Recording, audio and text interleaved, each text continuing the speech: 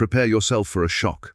Behind England's most celebrated monarch lurked a physical reality so pungent that foreign dignitaries wept during audiences.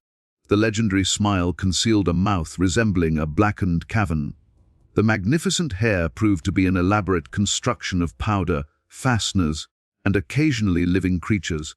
Fragrances flowed abundantly, yet water remained her adversary. This isn't romantic horror. This represents the authentic, bodily existence of a ruler we've been conditioned to revere. Meet Queen Elizabeth I, magnificent in paintings, hazardous in proximity. A leader of unwavering determination, whose physical form harbored a grimmer narrative. She outmaneuvered religious authorities, survived assassination attempts, destroyed naval fleets, and transformed England's trajectory. But within chambers sealed by protocol and dread, her body deteriorated under toxins, vanity, and theatrical necessity.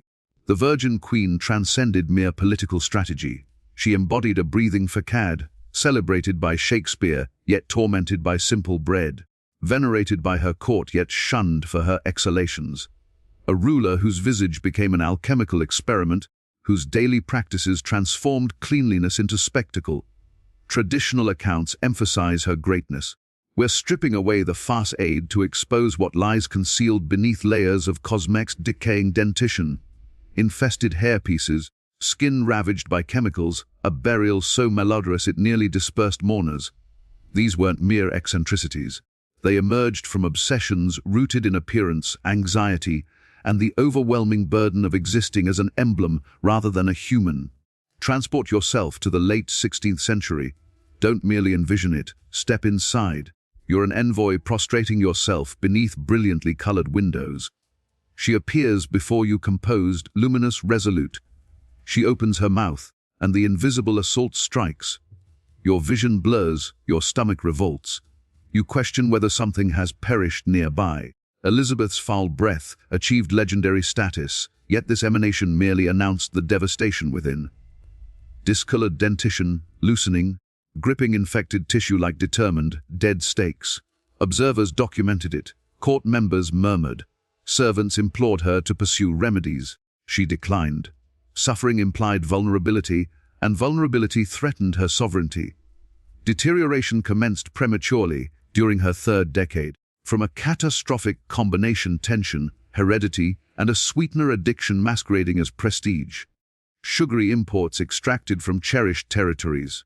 Primitive cleaning implements existed, fabric with minerals, ash with optimism. Yet the monarch's preferred maintenance involved honey. Indeed, honey. Comforting, fashionable, and catastrophic for dental surfaces. By her fifth decade, numerous teeth had capitulated. What persisted were darkened remnants. As international representatives carefully described them, dead stakes within a hemorrhaging landscape. Mastication became theatrical. Tender bread contorted her features into grimaces. Flesh only when simmered into colorless submission. Palace cooks mastered the art of softening everything until consistency disappeared. Counselors proceeded cautiously. One medical practitioner dared propose removal. She exiled him. Another volunteered to demonstrate its tolerability.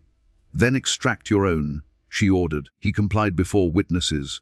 He wailed blood and fainted. She observed, jaw rigid, triumph etched in quietness. The dread wasn't physical agony. It was self-respect.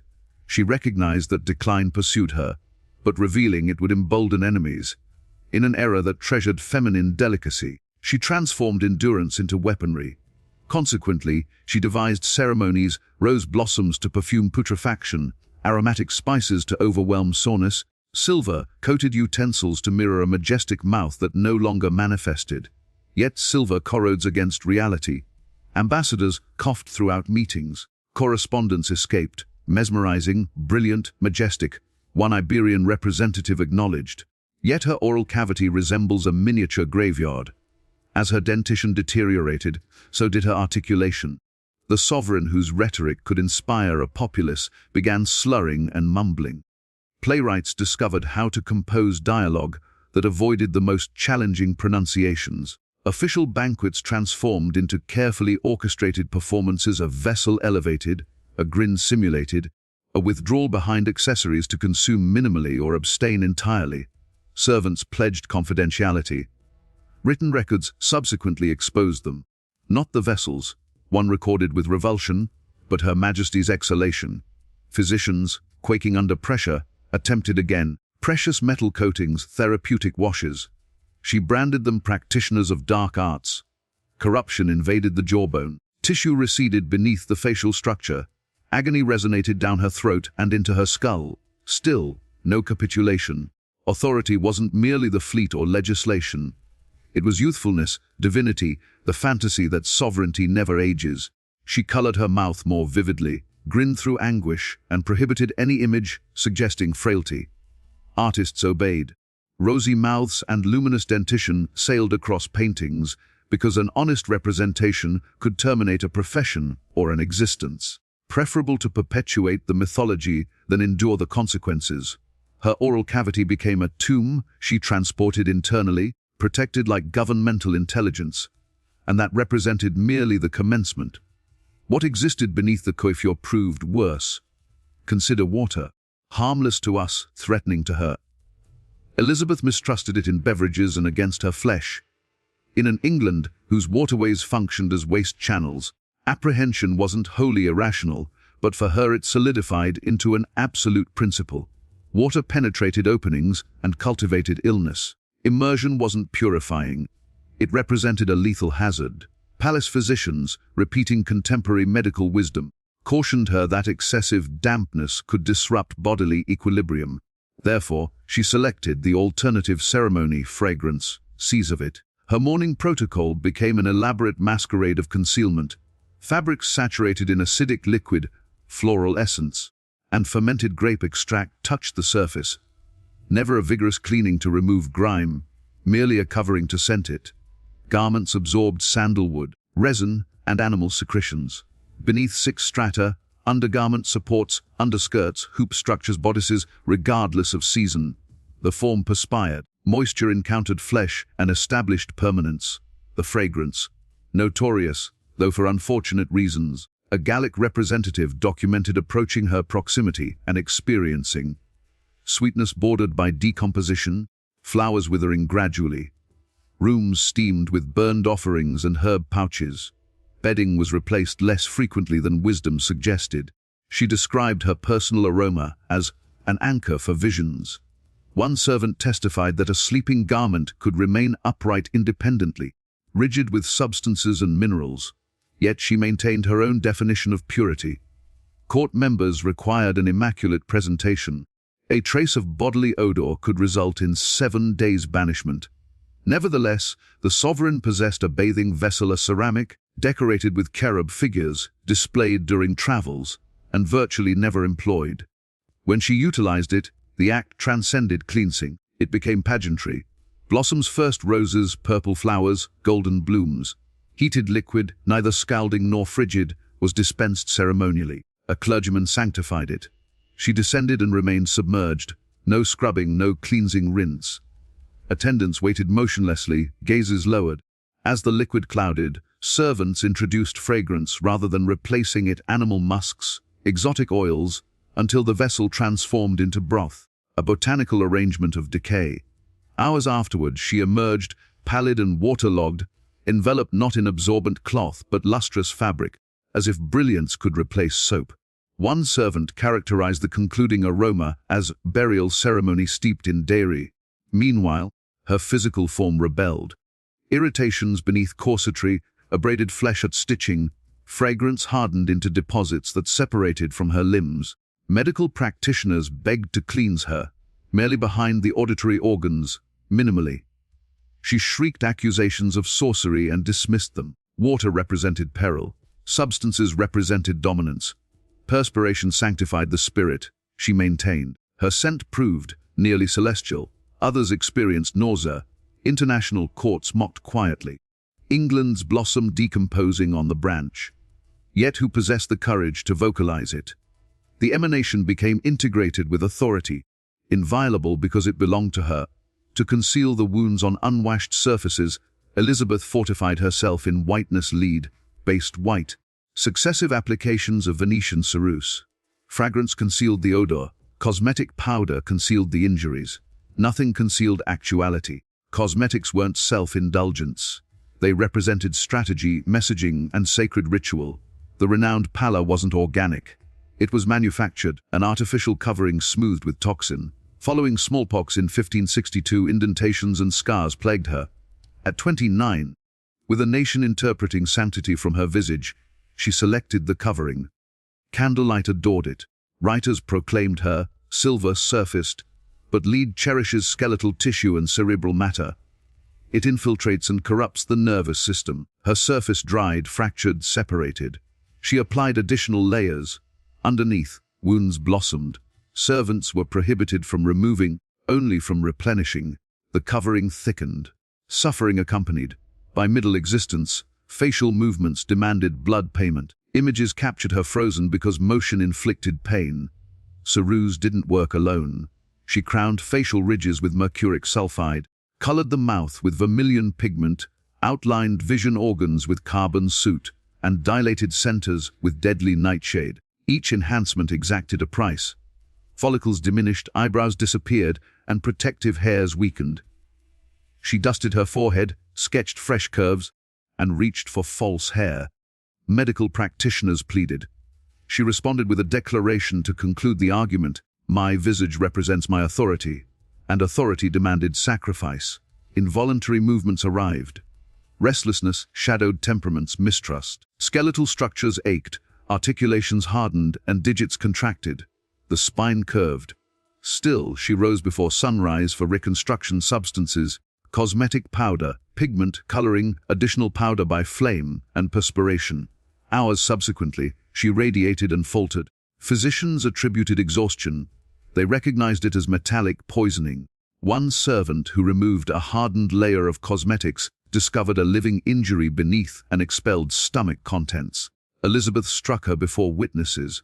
The divine figure, privately the wound. Representatives joked in correspondence, a celestial being corrupted.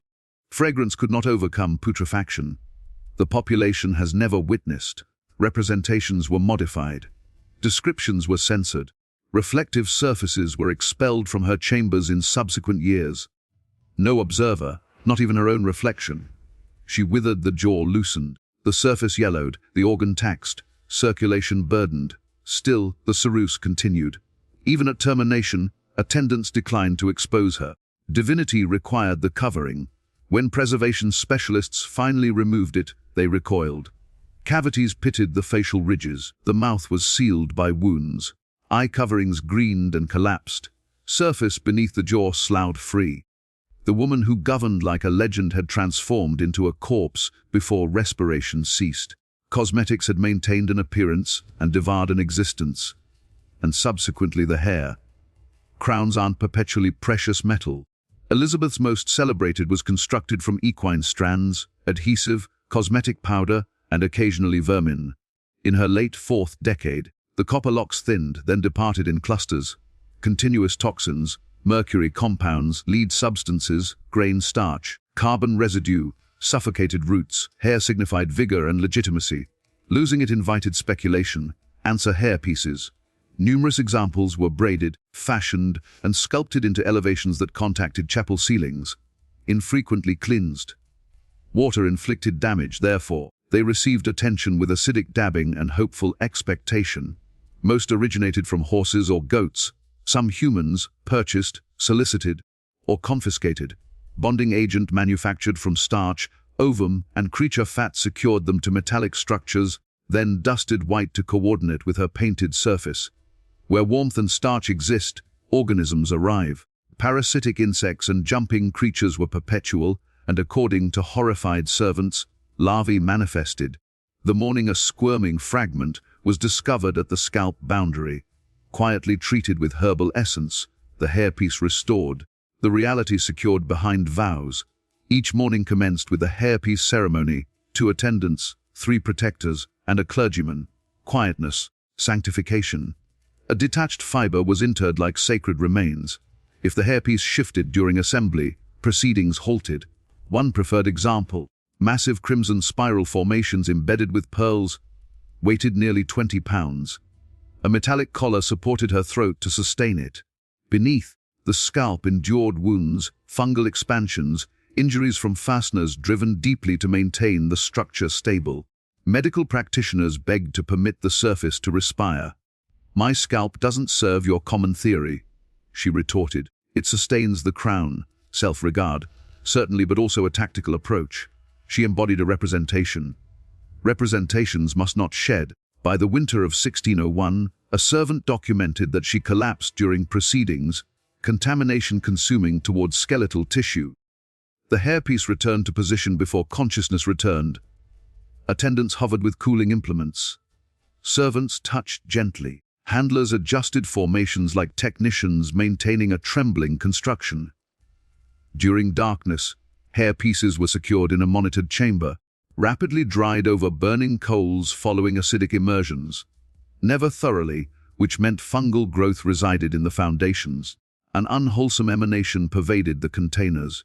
When a noblewoman likened the sovereign's hair to moisture-filled sepulture, she was dispatched to Cornwall. The hairpieces weren't merely disgusting, they proved fatal. Lead powder descended through the scalp to the circulation. The involuntary movements, the collapsing episodes, the disorientation. Contemporary understanding recognizes the pattern of poisoning. Ultimately, her scalp deteriorated so severely that she wore an iron lattice beneath, which carved while it protected. Still, the fantasy continued. At mortality's boundary, she requested a hairpiece. Herbal essence battled decomposition as the concluding respirations weakened. Even the preservation specialist hesitated at removing it. The hair crown remained, covering to the conclusion. When Elizabeth I died in March 1603, her body decomposed with alarming velocity. Decades of self-poisoning with lead cosmetics, mercury compounds, fragrances, and fungal contamination transformed her corpse into a chemical catastrophe. Her visage expanded, obscured, and expelled liquids, saturating her chambers with an intolerable stench that even flowers, burned offerings, and acidic vessels couldn't conceal. The emanation escaped through her burial container, postponing her ceremony, and protectors required constant rotation because the odor overwhelmed. When preservation specialists revealed her visage, they discovered collapsed facial ridges, ruptured surface, and vision organs descending into their cavities. Consequently, the court applied a wax, resembling covering over her, stitched her mouth, and concealed her throat in delicate fabric to maintain the fantasy. Masses mourned at her ceremony, never discovering the reality, while insects congregated not on botanical displays, but on the burial container itself. Subsequent investigations disclosed chemical injuries on her form, a darkened organ, porous skeletal structures, and respiratory organs saturated with residue from years of toxic cosmetics. Despite this macabre actuality, Elizabeth's mythology persisted. Artists and recorders continued presenting her as luminous and unreachable, perpetuating the covering she constructed. Her sovereignty remains commemorated, vanquishing the naval fleet, revitalizing creative pursuits, and fortifying England. Yet her mortality conveys a grimmer instruction. Paralyzed by vulnerability, she selected fragrance over water, cosmetics over wellness, and appearance over authenticity. Even in her sepulture, people murmured of a persistent, sickeningly sweet aroma.